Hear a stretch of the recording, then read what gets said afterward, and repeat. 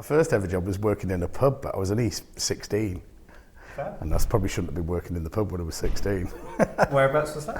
I was in East Manchester, so I can hide where I grew up, and I got the job working behind the bar before, and only after I'd done 2 or 3 shifts did it cotton on to me that I needed to be 18 to work behind the bar.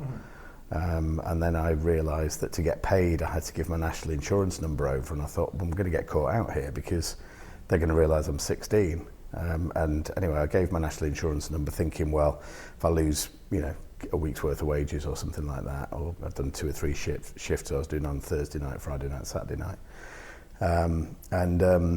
Anyway, they just put it through. I got paid, and that was it, and I just carried on doing it. Nice. Yeah. Nice. So, and then when I hit my 18th birthday, I realised that I'd had to tell them that I was 3 years older than I was to make it valid. And so when I was going out for my 18th birthday into Manchester with my best mate to go out on this Thursday night, they insisted I went into the pub, and we went into the pub and they'd thrown a party for me for my 21st. Oh, no. And there was 21st bunting all over the place, and I didn't have the heart to tell them I was only 18. Oh, brilliant. Well, they know now. Yeah. Amazing. And then, so from there, what was your next job? Obviously, you started off pulling pints when you were... When I was... So then I came to London to university, did human geography, and then, as you do naturally after that, so 3 years in sort of the East End of London.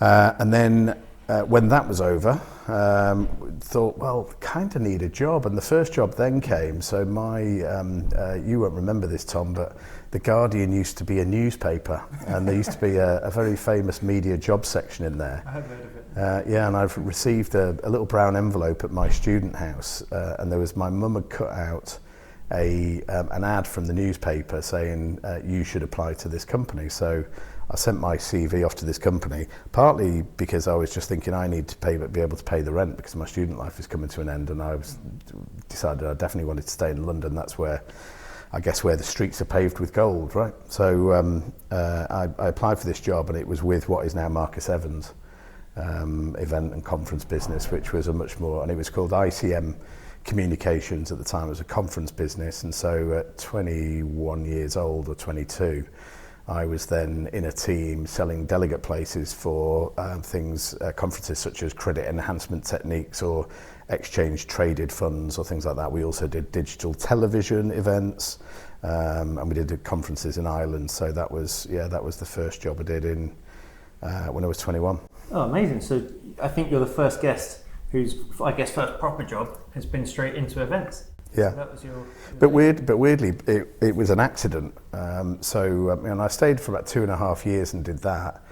And then I was offered the chance to go and set up Marcus Evans' business was very aggressive. It's now global. I was offered the chance to go and set up an office abroad in New York or Sydney or Dubai. And my girlfriend at the time didn't fancy this, so I turned it down. Oh, no. Which is one of my eternal regrets. So the idea to set up an office in one of those places at 23, 24 years old. So I didn't do that.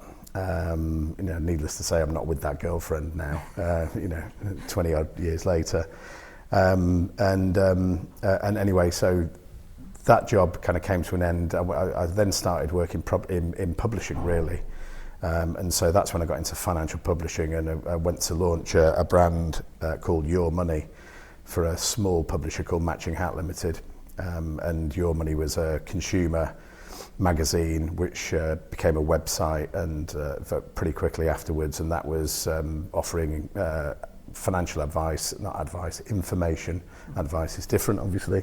Information to consumers about cash ISAs, pensions, mortgages, that kind of thing. So that was the second job after 23 or 4 years old.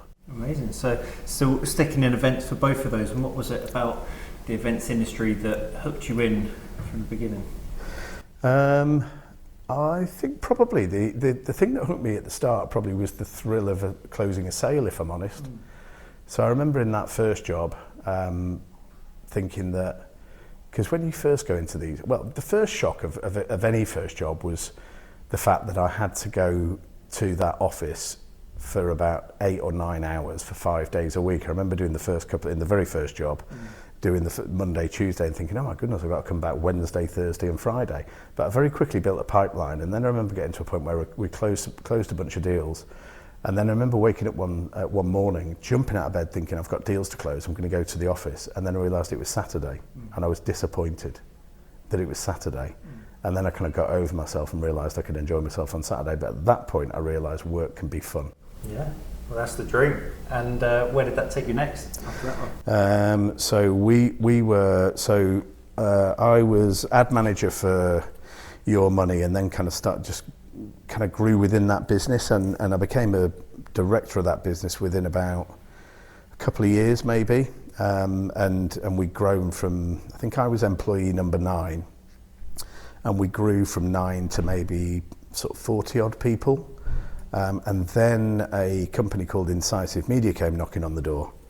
And a chap called Tim Weller. And he was looking to, he'd launched, he had a brand called Investment Week, which had a big event portfolio. And they'd merged over a business called Timothy Benn, which had insurance titles and things like the British Insurance Awards.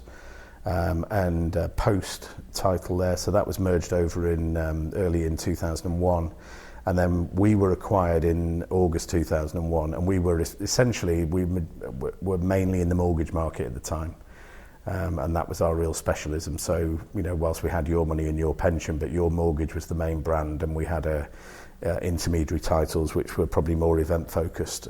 So that was 2001. So then we entered a period of an earn out from 2001 to 2005, and the idea was that I became the succession. So I was publishing director at this point, and then when the guys who'd originally founded the business stepped aside, I became divisional MD at Incisive in sort of end of 2005. Amazing. So what a kind of rock and roll couple of years back to back, and what strikes me in each of those is that you've mentioned around building and scaling.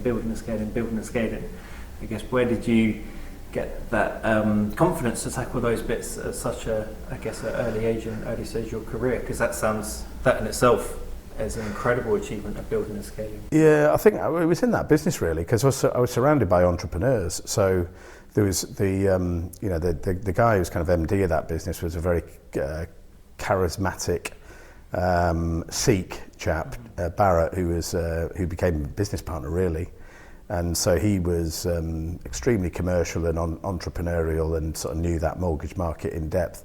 And then beyond him, our chairman was a guy called Paul Higgins, and Paul then became sort of a part of my next stage of my life. Paul was kind of a media venture capitalist. So he'd been at Goldman Sachs as a youngster, and then realised this thing called the funding gap existed, so trying to fund businesses under £1 million. And Paul was invested in our business, but he was also invested in another publishing company called Brass Tacks. He invested in TV production, he got involved in film, and he kind of broadened from publishing into different types of media. And this was all around Soho in the sort of late 90s, 2000s. And it all looked really exciting, and they all made it look really easy. So I kind of thought, well, they make it look really easy, so it must be. And so at the time, and I'm in my 20s, and you kind of think, you felt unstoppable, and kind of thought, let's just carry on doing this, and we'll do more and more. And I guess I was within a fairly safe environment at the time, because they were probably doing some of the more risky or complex things. I was probably really delivering on energy, commercials, entrepreneurialism, sort of launch ideas, different things like that. And so I think it was that environment. And then Paul, who was the chairman, I think because he kind of, every time it was a very social environment as well, every time we'd all go for a beer, he'd be telling me about the next thing that he was working on, or I'd probably really be pushing him. I was probably quite annoying. I was sort of asking him what kind of things you're working on. Yeah. And that's kind of made me think these are the kind of things that are possible. Amazing. And what were the main learnings for you during that kind of early period of building and scaling? Was it the asking questions, or was there anything that went wrong? Because you said, it does sound, you make it sound easy, and I know for a second that... No, I guess people always say focus on the knitting, right? Stay on the focus and do what you're good at, and we were very good at that. And we did, and we focused on, as I say, on the mortgage market, very specific part of finance. I also remember at one point we weren't in B2B at the time, and I kind of looking around the market, I knew we had to get into B2B, but the guys who were the senior directors in the business had been there before, and they'd lost £1 million in a project a few years before. I hadn't been through that pain, but I knew that we had to be in it because there was changes in the finance market that meant this was where we needed to be. I kind of had scoped it out in my mind, but what I hadn't done was do it formally. So a lesson I did learn from Paul said to me, write a business plan for it. I was probably 25, 26 maybe at the time, no, younger actually, 24, 23. And I thought, I have no idea how to write a business plan. So I did what, these days you go to ChatGPT, but I just went to Google and I just Googled business plan templates, and there were business plan templates as part of the Microsoft Word suite. Downloaded one of those and just looked at the headlines and then just started writing. And then just started filling bits in, and I spent, I think I wrote it in about a couple of days, and I wrote this plan. And then I sent it to Paul and Barrett and Andy, and I kind of said, right, here's the plan. And then that was the start of us kind of getting into B2B. Amazing. And then what happened next? So then we were acquired. So we launched that brand. That was actually called Mortgage Edge, and then the business was acquired by Incisive. So we then entered this period of having a parent. So we went from being a very agile, privately owned business, where I learned quite early on that in that kind of environment you could do what you want to do and you had complete freedom and agility. But then we were acquired. If I'm honest, I didn't want to go through with the sale at that point, but I was a junior director at the time, so I was not. I kind of felt we had a lot more to give at that point. I was in my, so as I say, mid to late 20s. The other guys were probably mid 40s, something like that. So this was a chance for them to make some money to cash out, and so there was a point where would I or wouldn't I go with it, and in the end I went with it, and thought it was so because of the right experience, and so stayed, and then we and having a parent then was a new experience. So we were then owned by another company, Incisive, and we were a division of that company. To be honest, it was a good company to be owned by.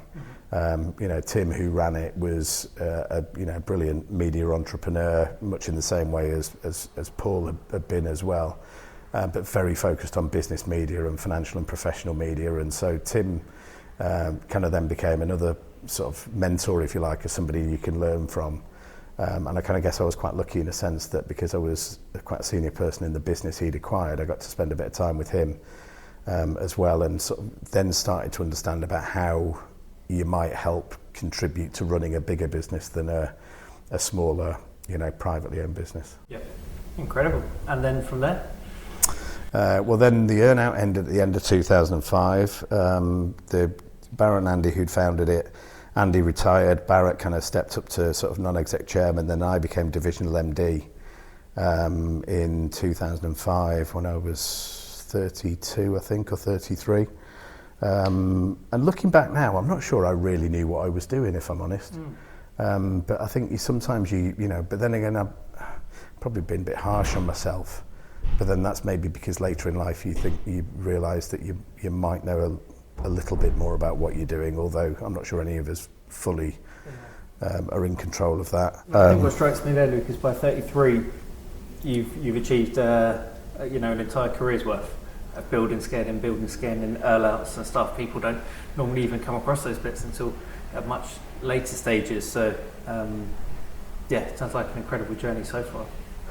Yeah, I kind of, I was probably slightly in the right place at the right time, but equally there were loads of other people in that place at that time. I think you're being modest. Yeah, but I've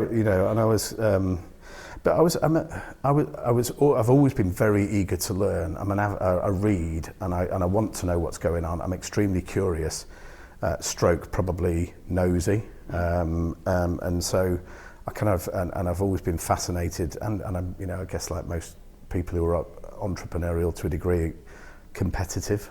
Yeah. but I was always interested in how things worked. And so if I was put in front of a senior professional from a finance company or a data company, I kind of wanted to know how their company worked and what they did. And then it became quite natural to me sort of piecing those bits together and then relating that back to our own business and working out, well, what do we need to do to then to evolve our business to make sure we can serve them better. So I just found it fun. I found it enjoyable. I've always enjoyed work. If you don't, you're in the wrong game, exactly. I guess. Yeah, as I said, that is the dream. So you're 33, post earnout. So I stayed at Incisive till January 2008. This thing called the credit crisis and the banking crisis happened in 2007. And so the division that I was running at the time, which turned over 10 million and had a net profit of 3.9 million, and I had, I think, 55 staff within a year. And I'd actually left at this point. I mentioned this chap Paul. I'd left to go or agreed to leave to go and work with him. So I kind of missed the difficulties that came. But I'll go and. But that division then within a year it was turning over 1 million and made a net profit of 100,000, and it went from 50 odd staff to 6. Mainly because the US banks that were in that market, they all closed. They just left the market. So I remember talking to Tim at the time. He said, well, surely what can we do? Can we just go and see them? Can we turn up at their office? I said, they've closed. We can turn up at the building where they used to be, but they're not there anymore. Yeah. And it was a cataclysmic time for financial services, and the mortgage market suffered more than anything. The plan, at this stage, I'd admired Paul, who'd been our chairman at Matching Hat, and I kind of decided that this idea of being a mini media venture capitalist, for want of a better phrase, was quite exciting. And so I thought this was something that I would go and try and do. The idea was to try and do that in finance at the time, but there was nothing happening in the finance market. So I got involved in all sorts of different projects that were in different markets. So a football predictions website, a snowboarding magazine, a retirement website. I did some work with an agency, production network, all sorts of different things that were media related. Another one was a proposed music website, which was for the boomer generation, all sorts of different things that I was working on. So the idea was partly fundraising, partly operating partner, and then partly sort of driving it forward, and that was kind of the plan. In all honesty, the market was terrible, and it was tough, and I probably did that for about 3 or 4 years, and it didn't really work. So that was probably a more challenging time. But going back to what I was talking about earlier, it taught me probably focus. Where we are now, a media business focused on finance is probably, I'm probably okay at running something like that now, whereas I was probably a bit too diversified in that period. Did you enjoy that when you had a mix of all of those different bits going on that are very separate? Was that a bit of a thrill working on? Oh yeah, it was fascinating. And I remember meeting. The part of the model for each of those was that we would try and find a famous person that we would gift some equity to for them to try and be a kind of a figurehead for it. So I remember meeting Tim Lovejoy from Soccer AM at the time, because we were trying to sort of do a deal with him around the football predictions website. Paul Gambaccini around the music website, we kind of so we were trying to sort of entice these people in to come and do it. We got somewhere with Paul, but we didn't get with Tim in the end. But that was kind of the model, and it was an extremely volatile time for business in general. Yeah. But the finance market that I knew had pretty much closed, and it didn't open for business again till sort of 2012, 2013. So so it was. It was a fascinating time, and I really enjoyed doing it. But ultimately, it didn't work. Yep. And then I guess 2012, is that when you returned to World of Finance? I did another sort of 2 or 3 years. So I met a guy who ran an organisation called Critical Eye, which was a membership network for senior business leaders, a little bit like Vistage in some ways.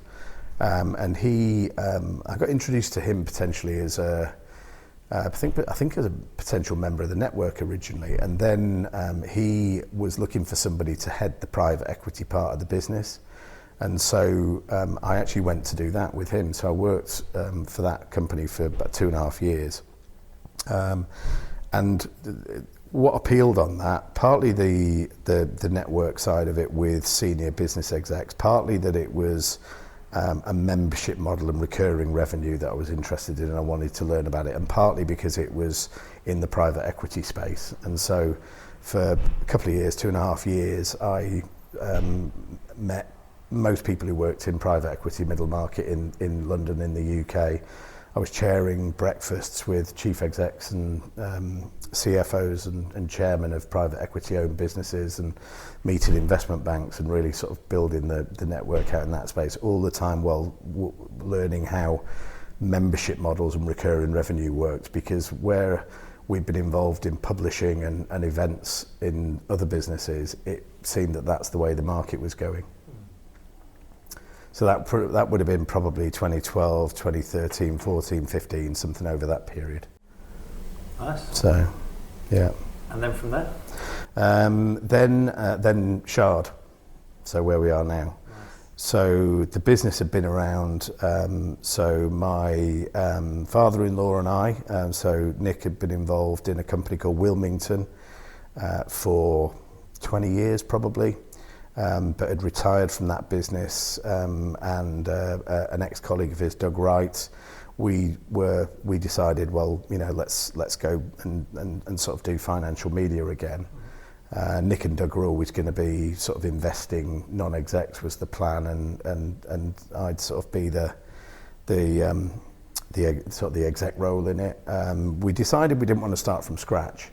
And so we spoke to a couple of media brokers we know about what kind of businesses were out there that we could look at. Sort of buying in an efficient manner, and we found a business called Athene Publishing, which had been around for probably about a decade to that point, and it was owned by a couple of female partners who I think had just run out of energy and didn't sort of didn't really want to work together anymore, and so we sort of entered into negotiations with them. Probably took maybe 6 months to a year, but then we got into negotiations with them about doing a management buy-in and buying them out. And we completed on that at the very start of 2016. And then that became, I think it was January the 28th, my mum's birthday potentially. I think it was the 28th. That's her birthday. The 30th could have been the completion date, but then that became Shard, and we rebranded to Shard. I think in about the September. Spent the first 6 months just understanding what we bought. You know, as you do, we'd done all the due diligence, but we had to then really understand what we bought, and then working out what the plan was and what we were going to try and do with it. Nice. And then I guess from there, you've had a pretty exciting couple of years going through some pretty major events in the world, running a business. The main brand we were interested in that they own was one called Credit Today, which we rebranded as Credit Strategy. And then we knew we wanted to build a membership model around that. We knew that recurring revenue was interesting to us. It had a good events portfolio. Print was slowly declining, as it had been for many people. That was probably our transition, was the name change to be able to say, could we be this membership community? So today to strategy, building and developing the membership model, and then the pandemic came, which was unhelpful to say the least. As you and I were saying before, you're lucky when you have quite a lot of events in your business that we were a cash flow positive business. So we were sitting on cash that in theory wasn't ours. But we transitioned during that year, one of the proudest moments I've got. And we delivered all of our, what would have been our face-to-face events. We delivered them as live TV broadcasts at the back end of that year between October and December. The sales team, the commercial team did a great job to convert every deal into a you're not going to get an exhibition stand at a face-to-face environment. You're going to get an exhibition stand or some kind of environment in a digital environment, a branding. Delegate passes were converted. I must say all of our customers and clients were, barring a couple actually, everybody was really supportive and said, yeah, of course we'll transfer and we'll help you get through and do this. And we did some really innovative stuff. I remember there was a point in time where we were teaching ourselves how to do TV over the summer. And Jenna Abbott, our ops director, kind of really led this. And I remember sitting with Jenna and we worked out, do we broadcast live or do we record and broadcast? And then we worked out the cost of hiring the studio for a day, which was between £6,000 to £9,000 a day. We worked out we'd have to record in the studio and then we'd have to broadcast from the studio, so the cost would double. And it really wasn't going to work if the cost would double for every single brand and every single event we had. So we decided to broadcast live on the basis that we thought we'd learned how to do events live, or TV as it was. But equally, we've been doing live events for 15, 20 years before, so why were we scared of live? Yep. So we went straight into doing live TV, and we launched this thing called the Credit Festival that we ran over about a 6-week period, broadcasting on Tuesdays, Wednesdays and Thursdays. I remember coming into the station here, Waterloo, when it was deserted, but because we were doing TV work, you're allowed to travel to do it. And we had people coming up from all around the country to come in the studio and do it. A very sexy studio with Tower Bridge as a backdrop. We built all the digital management pieces that kind of went with it. We learned how to then put it through players using Vimeo as live broadcast through different websites and platforms. And then we did that. We were doing TV during the day, conference equivalent, and then present award galas online in tuxedos and in the evening. Oh, incredible. So it really pushed you into a new space and kind of forced that change. It is. And then as someone that's worked on both TV and event side, I think I would actually say that TV is less stressful than the live events. So now that you've got the thinking, the planning, and the reaction in the moment when things are going on, I was thinking it's incredible from people that work in events and have planned that for many, many years. Yeah, TV is a much more simple product. The immediacy of it is quite scary when a floor manager's in front of you and going, you're online in 5, 4, 3, 2, and away you go. And that's quite scary, and there's no audience to react to either. So they were things that we found out, and we all had to go at presenting, and that was a huge amount of fun. And taught us more about digital events as well, actually. And the other thing it did, reputationally for the business, was transformative, really, because there weren't many other businesses that were doing TV at all, or even live TV. So the fact that we did it and we pulled it off and we did it to a professional standard. I connected with somebody on LinkedIn this week whose picture, and she worked for Equifax at the time, and she and I co-hosted a few sessions at a TV event we did, and her profile on LinkedIn is still from that studio image. Oh, nice. And so that was to still see that other people that we worked with 5 years ago now are still so proud of it. They've still got those images as their profile on LinkedIn is quite nice to see. Oh, definitely. Yeah. So did you take lots of those learnings that were, I guess, forced by those changes and still carry them out now? Yeah, I would say so. We don't do as much TV anywhere near anymore, but we probably, so our model has shifted in the last few years. So getting back to events, we post-pandemic, so let's say things calmed down, probably realistically 2022 onwards was when the world started returning to normal, middle of 22. Business became tough around that point because of inflation, and I'm sure we'll go on to talk about that in a second. But we took a decision at that point because people were still working remotely and still are now, probably Mondays and Fridays. Certainly in our markets, they tend to be quite remote. So we realised events were polarising and people were moving to large-scale events. So we combined 5 of our conferences into one event. We already had the Credit Week brand, but we put 5 of the individual conferences under the Credit Week brand. It was our commercial director who pushed us to do this, Lewis. And then we moved it outside of London and went to Celtic Manor in Wales and made it a destination event and took a gamble that people would move there. The rationale would be we'd attract bigger sponsors, we'd attract more volume, we'd have more rooms, people would have to book more delegate passes, we'd take people away from London and the distraction of head offices and things that they could drift off to do, and that we get people almost captive attention down there. And so that was the vision. So we kind of that was being driven forward in probably back end of 22, start of 23. And then we delivered the first one of those in the middle of 2024. And then 1,057 pure attendees, a big award dinner, a smaller award dinner for leadership, sort of executives, a running club, a golf day, yoga, a garden party, private member round tables, private dinners, all sorts of different things that we put on there. So that was the large scale event. And then at the other end of the scale now, going back to the TV work, we probably put on about 70 to 80 what we call now micro events per annum. 50, 60 of those are online, and we'll do them on Mondays or Fridays because people generally are at home.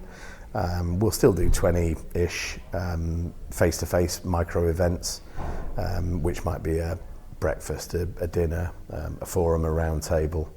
But the micro, and we've launched a whole separate brand for that called Networking from Home. And so that's our kind of catch-all for lead generation. So Networking from Home generally takes place on a Friday, 10 to 11. And they can be in different spaces. So yes, we've got them in technical areas. So for the credit strategy brand, we've got them in credit risk and fraud and different sort of brain-hurty kind of subjects that people in banks think about in depth. But we're also doing stuff that's about diversity and equity and inclusion. So Jenna, our ops director, hosted an event on navigating motherhood in the workplace. And then I ran one a couple of weeks ago, which was a kind of a career progression event on transitioning from executive to portfolio life, and interviewed the former group chief risk officer of Virgin Money about how he's built a portfolio career. And that attracted a 30-odd very senior execs from across banking and financial services, so very high value. And we're getting net promoter scores for those of 80 plus, which we kind of had to check the numbers on that to check that was right. But so that's really surprised us how well they're being received. Unheard of, yeah. And I think it's such a fascinating model where you've, I guess, used the pandemic to pull out the most exciting bits from the events and media industry and then build that into the future. So having those micro events where people want that kind of shorter, easier to access bits, but then also with the larger event where I think what we all learned from the pandemic was when we're focusing on something or attending an event, we want to be there 100% in terms of, that's why you've moved it out to that location rather than being in London, which I think is fascinating. So I guess what I see from that is that you've looked to the future from the pandemic and expertly predicted where to move. Looking forwards at the next 5-10 years, where do you see the industry going mainly in terms of events? Yeah, well, the plan is to double down on that large scale event. As most people who if anyone has managed to get this far through the conversation, through the tedium that I've kind of been putting out, will know that events are primarily a fixed cost based business.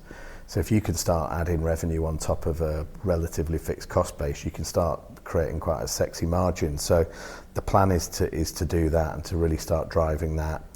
We think we've got capacity at that venue for a couple of about 2,000 attendees, I think, and we say just over 1,000 last year.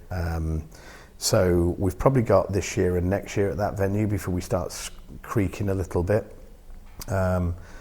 We are seeing sponsorship average order value has significantly increased, and over probably about a 4-year period from going back to sort of just coming out of the pandemic, probably gone up by about threefold. So that's quite an exciting dynamic, and because of that higher number of people, we're attracting a sort of a broader church of supply side people who come into it. So I think large scale events are, it's what everybody's doing. And then the media groups I'm involved in, I sit on the PPA IPM board. member of the Collingwood online groups, and large scale events. If you're into events, is where people are going with digital to support it. So I think there'll be more of that. There is a question about whether we geoclone it at some point, whether we take it to another market. That's a possibility. America, Middle East, they would be potentials to do that. So that's something that's in the back of our mind. We're very fortunate on the supply side to have lots of software, data and tech companies that support us who either are based in the US or have big US presence. So there'll be probably quite an interesting expansion angle there that could be done. But yeah, I think we need to bed down at least for one more year before we decide what we do on that. Nice, exciting times. Yeah. Terrifying, as I'm sure it will be if you go on that journey of geocloning, but super exciting. So just reflecting back on your career journey so far, what I found fascinating is, I guess, you've had a laser focus within the finance industry, apart from those couple of years. I love the snowboarding magazine, I want to hear much more about that. Method. I know you've dabbled there, but other than that, a real focus on the finance industry. What is it about the world of finance? And you mentioned some of the bits that, people might characterise as unsexy, some of the mortgage bits, the credit, the advice, etc. But I know from the stories that you told me how exciting it is, and what is it about the industry that's kept you hooked that people might not know from outside? It touches life, right? It drives life. Money drives. The clothes you're wearing were bought with a credit card or a buy now pay later product. The transport that you would have got to come to the office here today would have been tapping in and out with an Amex card. You'll have a current account. You've probably got a mortgage. You've probably got a savings account or an ISA of some kind. Money makes the world go round is the phrase, I guess. So it's kind of, we have we call credit strategy these days an expert network for credit and financial services, but we have a secondary line which talks about it being a community that betters lives. Because finance really makes things work, and whether it's for consumers or whether it's for businesses, commercial finance, whatever it might be, that credit is really the thing that drives every other organisation forward. We're and a little bit of an announcement from today. We're looking to set our own all-party parliamentary group up in Parliament, which will be called the APPG for Responsible Credit. We've run an event in Parliament now for 9 years, and we released this index called the Credit 500 we have at Parliament once a year. We've had lots of MPs and on occasion political leaders come and speak at that who've all got an interest in finance because they know it's important for the electorate who are the consumers. And we've been working on this APPG in earnest for about 4 or 5 months now. We kind of got an indication today that the final piece in the jigsaw might be coming, which means that we will then, through this APPG, be influencing Parliament, so using the members that we have through the finance brand to influence Parliament and policy to make sure that when legislation is coming up for vote in the House of Commons, or the shape of the FCA or the Financial Ombudsman is being discussed, we will be able to influence that through the members we've got. So I guess we've kind of just drilled deeper into it and become more influential and represented industry at the same time as being able to look after consumers, and that's probably quite worthy and worthwhile as well. 100%. Well, that sounds incredibly exciting. I'm very much looking forward to hearing how that all goes. As you say, it feels a lot bigger than just us, and it's something that will really have a positive impact. So I'm afraid we're almost out of time. We've got a bit of a closing tradition, a final question on the end. So what advice would you give to people that are looking to get into the events industry? Or I guess, what advice would you give to 16-year-old you pulling pints illegally in the pub and about to set off on this journey? Yeah. What words of advice would you give to that person that are just about to embark? I think be curious, right? One of the fascinating things about being involved in media or events is that you get access to very senior people, whichever market you're in: finance, pharma, oil and gas, technology, healthcare, whatever you're in, you get access to some really senior people who are really interesting people. And most of them are quite interested in talking about themselves. Ask them questions, be curious, find out what goes on, understand their business model, and then you can shape your model around them. Incredible. Well, thank you so much. It's been a real pleasure. Yeah, enjoyed it. Thanks, Tom. Thanks. Cheers, mate.